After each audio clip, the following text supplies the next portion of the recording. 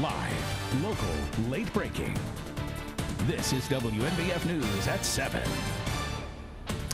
Good evening to you. Thanks for joining us for your news at 7 o'clock. I'm Eric Weisfeld. Happening now, the discussion over the future of Florence School District 4 continues.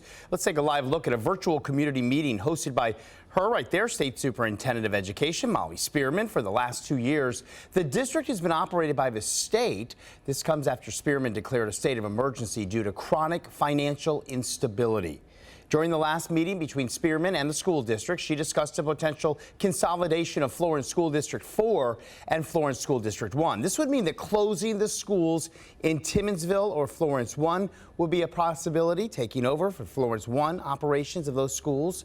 Right now, no timeline, though, for a possible consolidation. We'll keep you posted. The Horry County School Board chairman says the rumor mill has been turning, and he wants to set the record straight about a few school-related myths. WMBF News reporter Jennifer Roberts spoke with Chairman Ken Richardson. So, Jennifer, what type of misinformation does he actually want to address? Eric, the Horry County School Board held a meeting this past Monday night. Since then, Chairman Ken Richardson says parents have contacted his office wanting to know if the board was holding a second meeting tomorrow night. Now, the topic of discussion for that alleged meeting is 5 days of face-to-face instruction. But Richardson says that information is wrong. In an effort to clear up the confusion, Richardson posted this message today on Facebook. Richardson says several people were told the board would be meeting Thursday night to consider going from hybrid learning to face-to-face instruction 5 days a week. Richardson wrote, "This is simply not true." During Monday's board meeting, the district announced DHEC changed its schedule for releasing its disease activity report from Mondays to Thursdays. That report outlines how soon the district can start face-to-face learning based on the virus spread level. Richardson says DHEC's change in day may have contributed to the rumor mill. That got confusing because we had to go back online and say that we would be releasing the numbers on Thursday instead of on Monday.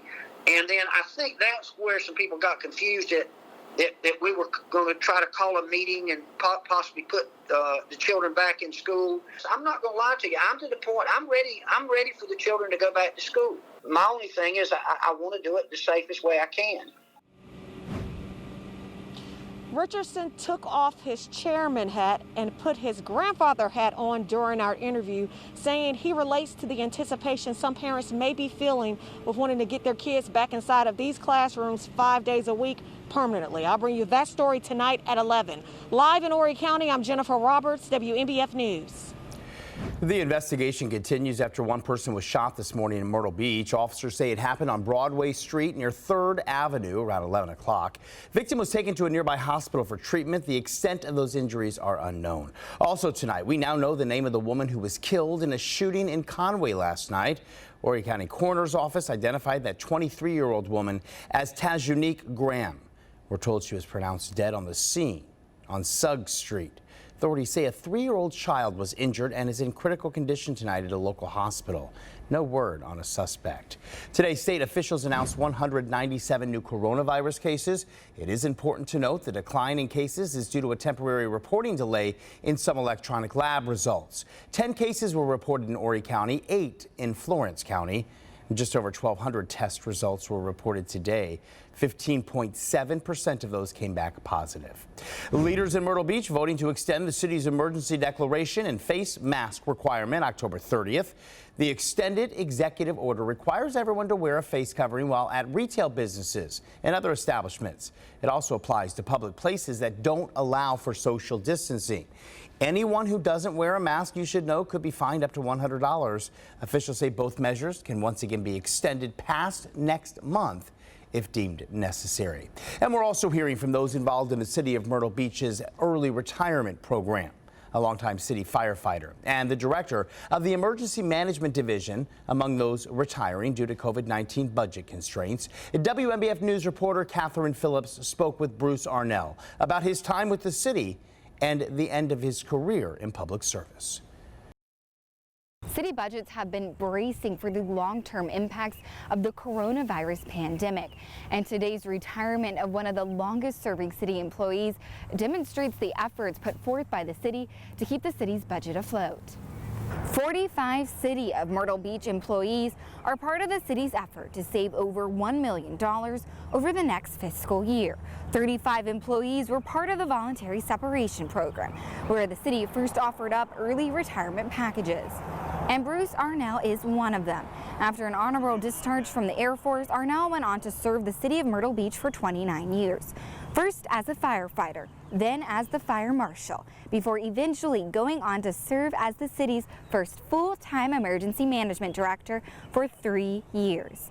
Arnell says looking back, he's happy with his career serving the people of Myrtle Beach and is looking forward to seeing the next emergency management director grow in the position. This is all part of my plan. I mean, this wasn't anything that was, there was no ulterior motives here or anything, but this was part of my plan. And I think, and again, that's what I mentioned earlier, we've laid a good groundwork for future directors. You know, it was time for me to move on and do something else. Now, while Arnell was part of the voluntary separation program, there were an additional 10 city employees that went into retirement because the first 35 didn't meet the city's financial needs. Reporting in Myrtle Beach, Catherine Phillips, WMBF News. Well, checking in on your forecast now as we just wrapped up a beautiful sunset this evening. Completely cloud-free skies, and it is going to stay clear as we head through the rest of the overnight hours tonight. Moonlit skies and comfortable fall temperatures as we drop down to 57 in Myrtle Beach and North Myrtle Beach, 58 for Pawleys Island, 56 by tomorrow morning in Marion, 55 in Florence. And then as we head into the day Thursday, we keep the sunshine going all day long, a little bit breezy at times for tomorrow, and we'll push those temperatures into the upper 70s to near 80 tomorrow afternoon. However, another cold front moves through by tomorrow night. That gives us a nice stretch of weather as we work our way into the weekend. I'll have a closer look at those weekend details, including maybe a couple of sprinkles. Also going to have a look down towards the Caribbean. Tropics going to be coming back to life by this weekend. All of that coming up in my certified most accurate forecast. In your Decision 2020 coverage, President Trump and Democratic nominee Joe Biden are back on the campaign trail after that fiery debate in Cleveland last night. Were you watching? The first presidential debate featured some tense and chaotic moments filled with a lot of interruptions and some name-calling. Biden blamed Trump for fueling race relations and not handling the pandemic well. And then the president also refused to denounce white supremacy and the far-right group, the Proud Boys. He's since walked back that comment, saying he doesn't know who the group is and calling them to stand down and let law enforcement do their work. Earlier today, we spoke with political analyst Dr. Holly Tankersley about which points she thought resonated most with voters. Here's what she had to say. I'm not sure anybody gained any traction last night. It was a bit of a mess, incoherent because they were talking over one another. I think if anybody scored any points for President Trump, it was just reinforcing the things that people like about him, the fact that he is off the cuff, that he maybe isn't your traditional politician. And for Vice President Biden, I think the one thing he did really well was, instead of getting caught up in the crosstalk, the moments when he spoke directly to the audience rather than looking at President Trump or necessarily looking at the moderator, that was probably his best approach given the content and the tenor of last night's debate. Both presidential contenders will face off again October 15th in a town hall style debate. Coming up, rebuilding the trust between police and the communities they serve. More on the special training officers received. That's a first of its kind in one state.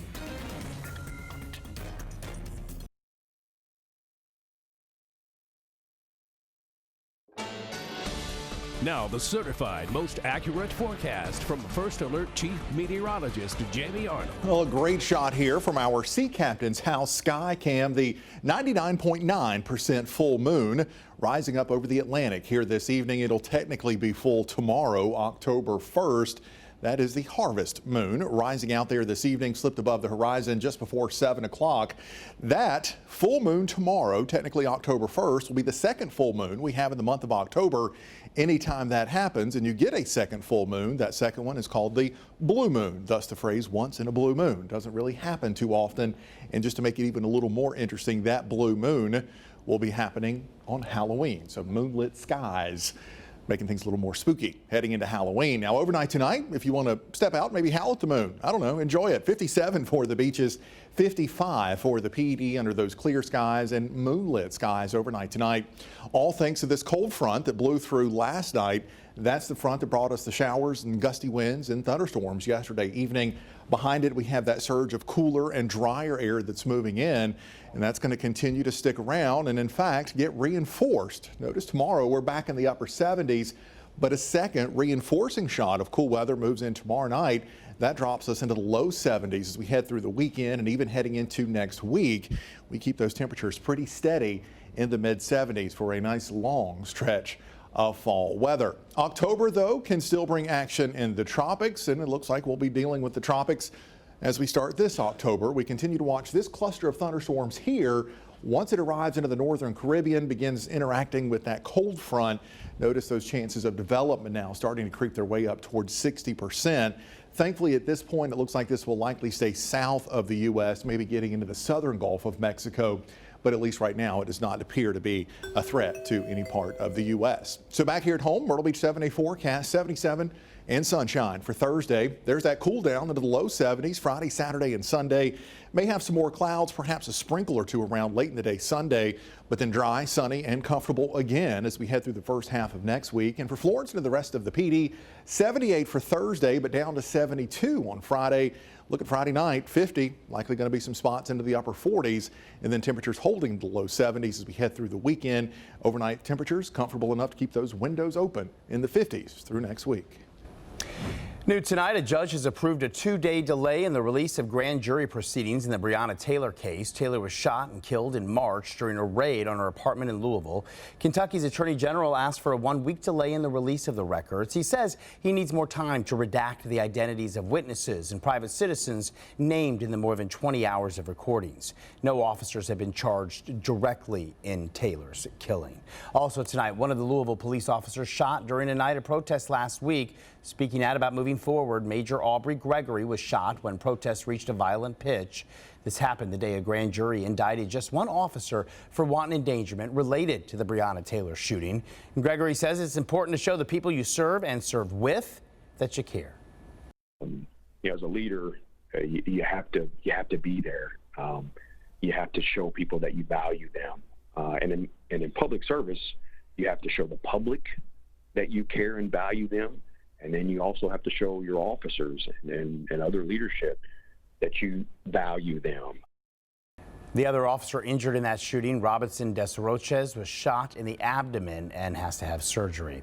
After another week of clashes between police and protesters across the country, communities are looking for ways to strengthen the bonds between law enforcement and neighbors. As Kendall McGee reports now, one town in North Carolina is doing just that, thanks to training from a nonprofit organization.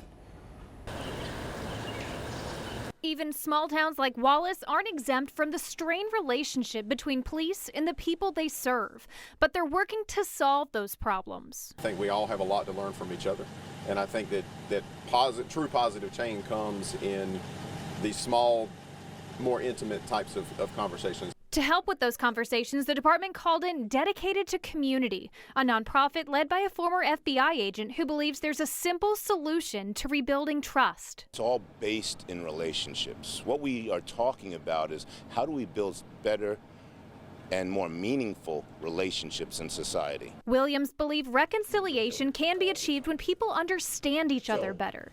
For this to work, people need to have an appreciation for the risks law enforcement take on a daily basis. We're real people too. They approach an unknown vehicle, not knowing what's in that vehicle, and knowing that the folks who are in the vehicle are protected by 3,000 pounds of metal. But at the same time, officers need to be mindful of those they're sworn to protect. Winetta Carlton is the town's mayor pro tem and admits during traffic stops, some people are scared they'll be harmed. You know, a lot of people are fearful of the police, and I hope through this class that we will learn some strategies to help us not be fearful of them. Simple training that can help this small town become a stronger community through empathy. When both parties understand the plight of each other, now we're going to make some progress. Kendall McGee with that report. Now, this particular law enforcement training was the first of its kind in North Carolina, something the police chief and the town workers say they are extremely proud of. And next in sports, a preview of Friday's Extra Point Game of the Week. I'll tell you what the Conway Tigers are doing to bring the team back to where it used to be. Plus, WMBF's Ian Klein joins us with more on the decision to bring another Cup Series race to the track too tough to tame.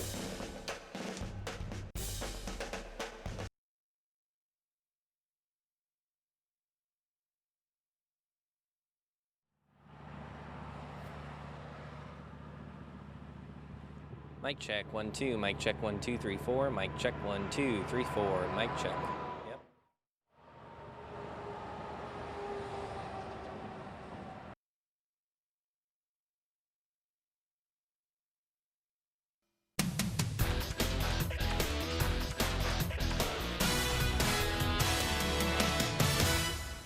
Hey, welcome back, and thanks for keeping it here for sports. It's once again game week for CCU, but now the stakes are a little higher from here on out as the Chants begin Sunbelt play on Saturday. Since joining the conference in 2017, Coastal has gone just 2-6 each season against other Sunbelt foes. But despite the struggles, the team feels they're starting to close the gap between them and some of the league's premier teams. Saturday will be quite the test as Arkansas State comes in boasting 5 conference titles in the last decade. Even with Coastal's early season success, the Chants know this weekend is when the real season starts. The past 2 games, those was big, you know, when it was that week, but those games are in the past. So now, like I said, we start conference play with Arkansas State. It's the biggest game of our career because it's the next one. So, you know what I'm saying, we're ready to go out there and let these guys know, let the world know. I'm saying, we just, you know what I'm saying, we're here to have fun and play football. The guys that have been here know how challenging this league is and what you have to do to win. And so there's a motivation, a hunger that our guys have, and to understand that we've got to continue to play and continue to try to get better, because really the preseason, I say preseason, those 2 games, they're great, but they don't. This is what matters, the season. You know, the rest of the games that we have here, the 8 games in our conference, are going to determine whether or not we have an opportunity to be a bowl type championship type team. More news out of CCU as the program announced the extension of its series with former Big South rival Liberty. The Flames were one of the non-conference opponents the Chants were able to add to this year's schedule. They'll go head-to-head in the regular season finale on December 5th. The 2 teams already had a home-and-home set for the 2023 and 24 seasons. The extension includes a contest in 2027 in Conway and a pair of matchups in 2028 and 29 at Liberty. Dropping down to high school as we continue previewing our Extra Point Game of the Week between Conway and Carolina Forest. The Tigers are off to a 1-0 start in 2020 as the team looks to rebound from a pair of losing seasons. Conway is 3 years removed from winning a region crown and aims to reestablish that brand of football that brought them success.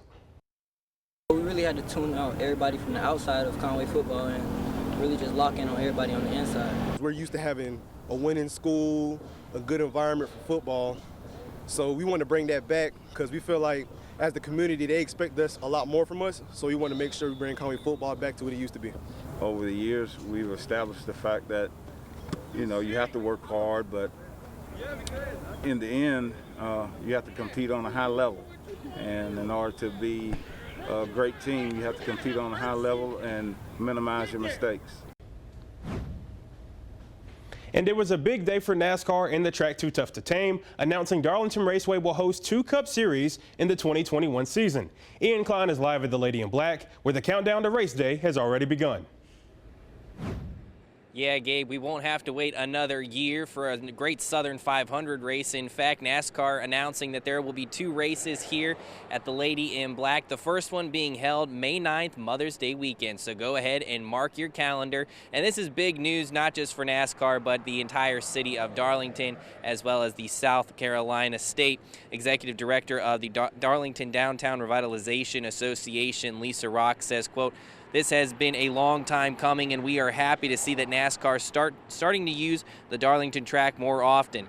I hope the executives at NASCAR will consider making this spring race in Darlington a permanent stop on the closed circuit." Now, the track too tough to tame played a big part in the sport's return after the COVID-19 outbreak, hosting multiple races in May of this year, which was the first major sports league to really return here in the United States. Here's what Governor Henry McMaster had to say about today's announcement. We're on the way back. We're on the way up. We are open for business, and the fact that this iconic tradition this great enterprise, NASCAR, the Southern 500, with the leadership with Ms. Kennedy and Mr. Thorpe, is putting South Carolina on the map, in the forefront for the great happiness and prosperity of our people. Definitely an awesome day here at Darlington. And NASCAR as a whole, they also announced they'll be hosting their first dirt track race for the 2021 season, the first time that's ever been held in over 50 years. So some pretty cool stuff, Gabe. And Ian, how do you expect drivers to take this news? I remember when we visited with them ahead of the playoffs, a lot of them spoke highly of racing at Darlington. I think they're got to be jacked up. This is the crown. I was sitting over here reading all the lists of the names who have won here since 1950, and I think almost every name on that list is a Hall of Fame driver. So who doesn't want to come to the track Too Tough to Tame twice a year and see if they can get their name on there and see if they can get an extra Darlington stripe here at the Lady in Black. Ian Klein for us tonight in Darlington. Thanks so much, Ian. That's going to do it for sports. Jamie, I'm going to send it over to you. All right, Gabe, beautiful evening underway. That big nearly full moon rising up and temperatures starting to slip down. Sitting into the upper 60s right now after making it to 75 this afternoon. Closer look at that forecast heading closer to the weekend coming up next on WMBF News at 7:30.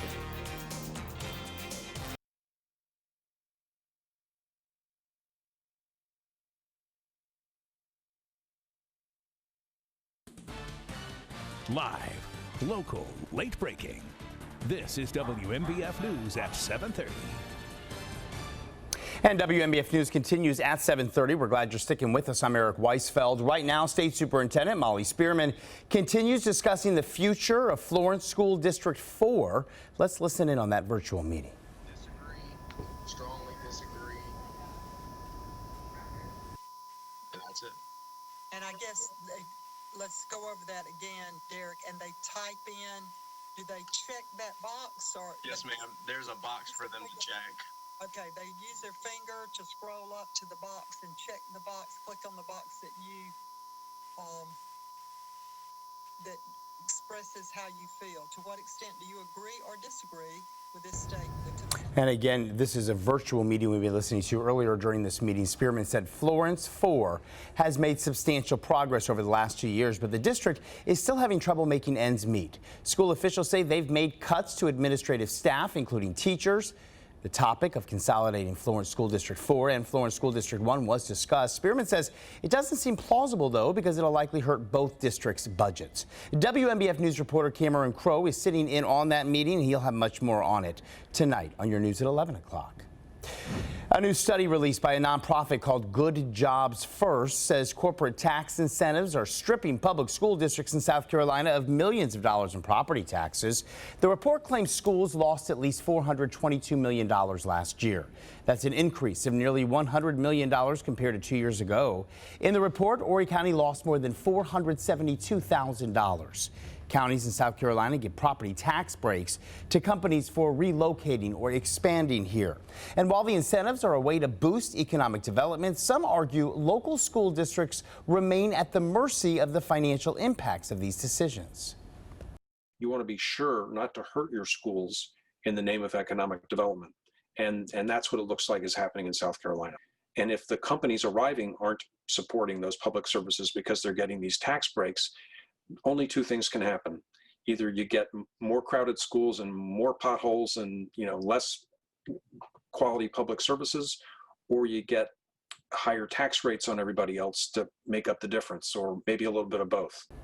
The research group that put together this study is calling for state lawmakers to give school districts more say in how these deals are made and potentially exempt the school district's portion of taxes from any economic development tax breaks. And talk about a beautiful Wednesday evening. Look at this, the nearly full moon giving us a beautiful reflection out there over the Atlantic Ocean tonight. Barely even any ripples out there. Winds are calm, skies are clear, and temperatures already starting to go down into the 60s for most of us, ending up into the 50s by the time we wake up tomorrow morning. 57 my forecast with those clear skies and bright moon overhead tonight from Myrtle Beach and the Grand Strand. Taking you into your day on Thursday, lots of bright sunshine, still comfortable, although a little bit warmer than today by a couple degrees as those afternoon temperatures climb to 77. Florence into the PD, you're down to 55 with those moonlit skies overnight tonight. Upper 70s, but just shy high of 80 as we head into the day on Thursday. However, we're not done with cold fronts just yet. Another one helps to reinforce that cooler weather as we head towards the weekend. I'll have a closer look at that coming up in my full forecast in just a few minutes. A deputy who died in the line of duty late last year was honored today by the South Carolina Department of Public Safety. Corporal Michael Latu with the Marion County Sheriff's Office was inducted into the South Carolina Law Enforcement Officers Hall of Fame. Patrick Lloyd has more on that ceremony. Latu was honored along with multiple other law enforcement officers from around the state who also lost their lives in the line of duty. You may remember in December 2019, Latu died after he got in an accident in his patrol car on Highway 76. During today's Hall of Fame induction ceremony, Latu's family members were there to accept a gift from the South Carolina Department of Public Safety. Latu was the most recent fallen officer honored today. Most of the other recipients were from the late 1800s and early 1900s. Jim McClary, the administrator of the Law Enforcement Officers Hall of Fame, explained Latu's exceptional service as a law enforcement officer. And he worked as a dispatcher for Marion County for 3 years before joining the Marion County Sheriff's Office in 2015. He was a dedicated deputy and was selected by his command staff as 2018 Patrolman of the Year and by his peers as the 2018 Deputy of the Year. Marion County Sheriff Brian Wallace was at today's service to honor Latu as well. Reporting in studio, Patrick Lloyd, WMBF News. Whether you plan to vote in the presidential election by mail, in person, or online, the deadline to register, it's almost here with only days left. WMBF News reporter Kate Merriman shares what you need to know about registration eligibility.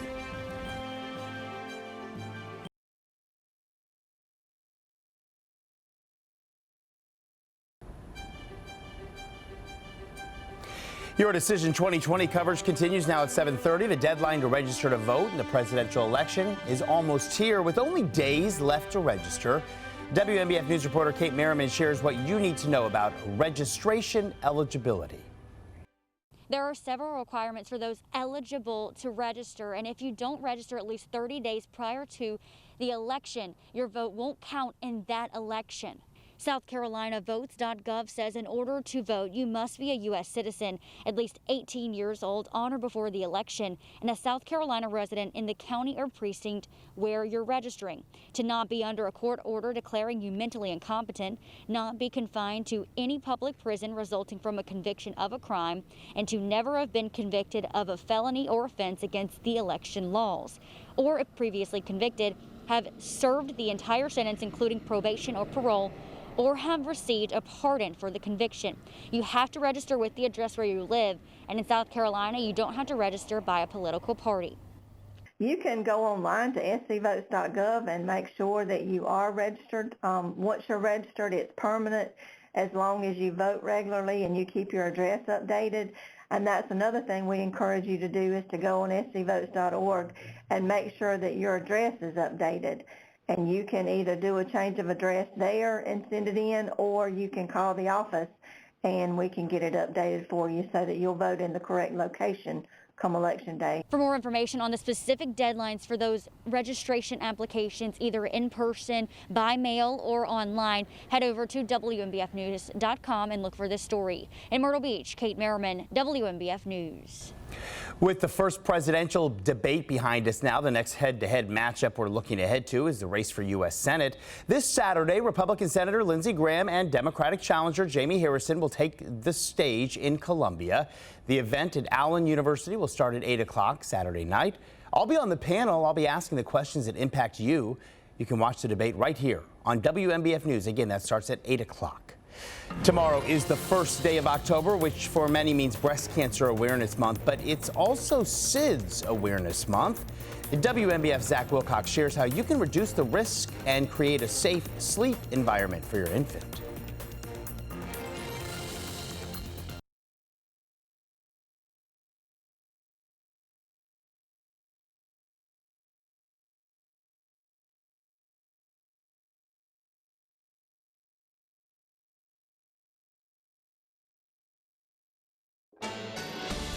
Now, the certified most accurate forecast from First Alert Chief Meteorologist Jamie Arnold. Well, thanks to tropical systems, September is typically our wettest month out of the entire year, and we certainly lived up to that this September, primarily thanks to 2 bouts of heavy rainfall from both Sally and, of course, Beta.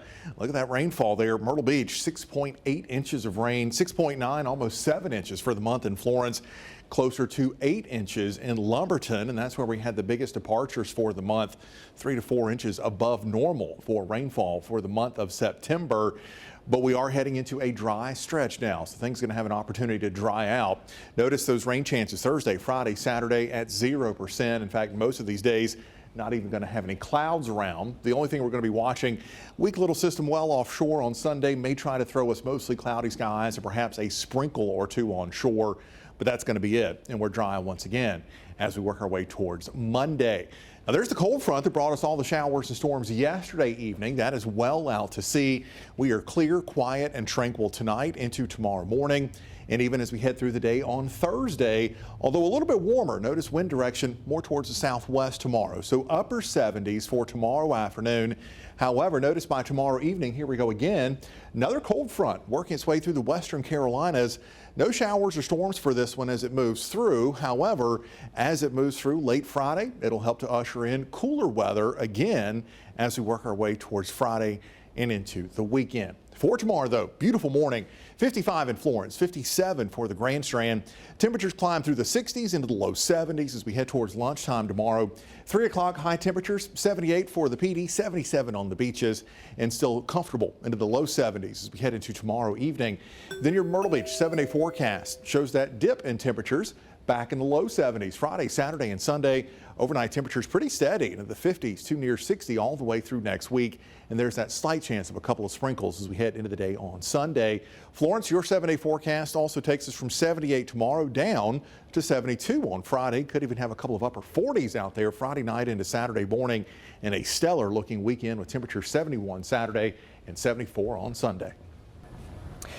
Tomorrow's the start of October, which many people know is Breast Cancer Awareness Month, but the month is also dedicated to another cause. That's spreading awareness for sudden infant death syndrome, or SIDS. WMBF's Zach Wilcox has a look at one local mother's story and steps any of you can take to reduce the risk of SIDS. The problem with sudden infant death syndrome is that the cause of death can't be determined in an autopsy, and one local mother has dedicated her life to raising awareness for the syndrome ever since she lost her son 36 years ago. For hours and hours and hours, we didn't know how our son died.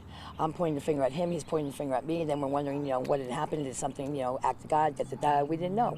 Letitia Estep will never forget the night of November 29, 1984, when she found out her 4-month-old Jonathan died while sleeping in his playpen.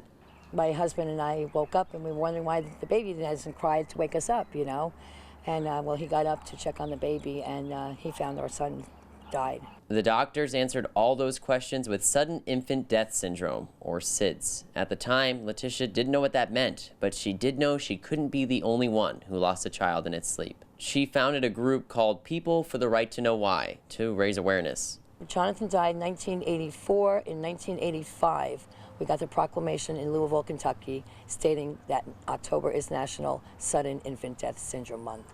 While Letitia continues doing her best to raise awareness, McLeod Health launched a Safe Sleep initiative 5 years ago to do the same thing.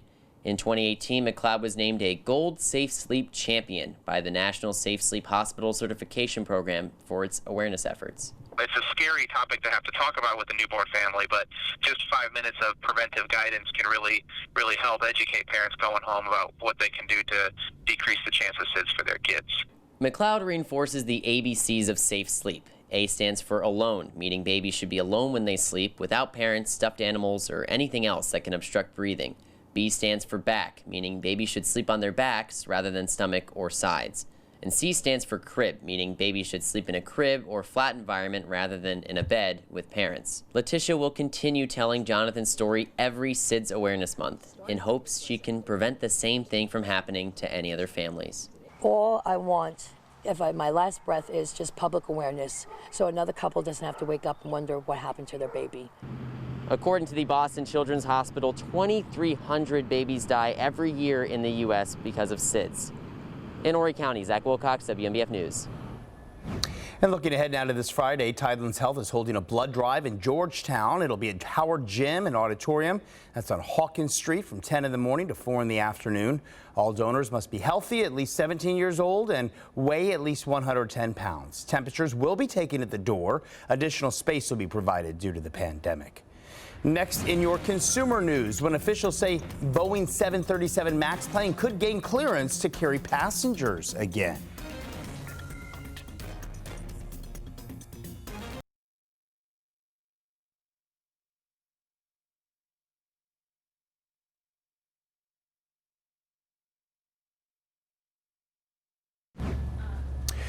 We have an important recall alert for you tonight for those of you who drive Ford vehicles. The company's recalling 700,000 of them, including the best-selling F-Series pickup trucks. Ford says faulty backup cameras can show distorted images or suddenly go dark. The recall covers most 2020 versions of Ford's F-Series trucks, as well as the 2020 Explorer, Mustang, Transit, Expedition, Escape, Ranger, and Edge. Dealers will replace the rear-view camera at no cost. Lawmakers are set to decide the future of Santee Cooper in 2021. They were looking at bids to manage, sell, or reform the state-owned utility earlier this year before the pandemic hit. Our Jason Raven takes a look at what's changed since then and what could be in store in 2021. Because of the pandemic, officials with Santee Cooper have been able to move forward with some things in their reform plan. Now, earlier this summer, lawmakers passed a measure putting certain restrictions on the state-owned utility. Officials say they are on pace to meet the goals laid out in their reform plan. We're moving forward on key initiatives in terms of power supply transformation, in terms of debt strategies, in terms of other customer benefits. Now, some of those goals include paying off $3.6 billion in debt from the failed nuclear project at VC Summer in 12 years. Senator John Scott of Richland County believes the utility could help play a big role in rural broadband expansion as well. Lawmakers passed a bill this month that would allow telecommunication companies to use power lines as a way to get their services out to rural parts of South Carolina. Santee Cooper plays too many major roles now in order to sell the utility company. Things have just changed. When you look at where we are in South Carolina and the large number of unemployed individuals, it's not the best time to sell a company, especially when people need to keep the cost of services as low as they can. The House leadership have expressed interest in selling Santee Cooper in the past. The House Ways and Means Committee was set to consider a proposal that would reform the state-owned utility and then sell it. The South Carolina Small Business Chamber says selling Santee Cooper to get rid of the debt would be a good move. Why should the ratepayers pay billions of dollars of debt for a nuclear project that is never going to be built, and the management of Santee Cooper and the board are responsible for that? Now, Santee Cooper officials say they will continue to work on making improvements going into 2021. Progress that Santee Cooper is making does increase our value as a utility. Whatever the outcome, that's good. So, and it's demonstrating benefits for customers. And due to a $520 million settlement, Santee Cooper will be freezing rates for most of their customers through 2024. In Lexington County, I'm Jason Raven. And more in your consumer news tonight. The Wall Street Journal is reporting that Boeing may move all production of that 787 Dreamliner to South Carolina. That move would end production at its plant in Washington State. Wall Street Journal reports there's no timetable in place, though, for potential changes. Back in July, the company said consolidation of production to a single location was an option because of decreasing profits. And speaking of Boeing, a top official with the Federal Aviation Administration believes the company's 737 MAX plane could be permitted for commercial flights by this November. This comes after an FAA administrator piloted the plane in a test flight. The fleet has been grounded since two deadly crashes that claimed the lives of more than 300 people. The administration says several more milestones, though, still need to be worked through before the 18-month-old grounding is lifted. And still a beautiful evening underway with, again, that big bright moon reflecting off the Atlantic Ocean out there. Just a spectacular fall night. That forecast on your First Alert weather app confirming that here as we have those temperatures now to the upper 60s to near 70. Notice we slowly drop our way through the 60s past midnight. By the time you wake up tomorrow morning, we'll have those temperatures into the mid to upper 50s with plenty of sunshine. And that sunshine takes us through the rest of the day. Tomorrow we have sunshine heading into the day on Friday and sunshine heading into the weekend. In fact, it turns even a little bit cooler by late Friday into the weekend as we get a little reinforcing shot of cool weather. That keeps us into the low 70s Saturday and Sunday. Couple of clouds, maybe a sprinkle or two late in the day Sunday. That's going to be it, though, as far as rain chances, not only through the weekend, but likely for the next 7 to 10 days. Eric. All right, a virtual meeting discussing the future of Florence School District 4 just wrapped up. We will have an update tonight at your news at 11.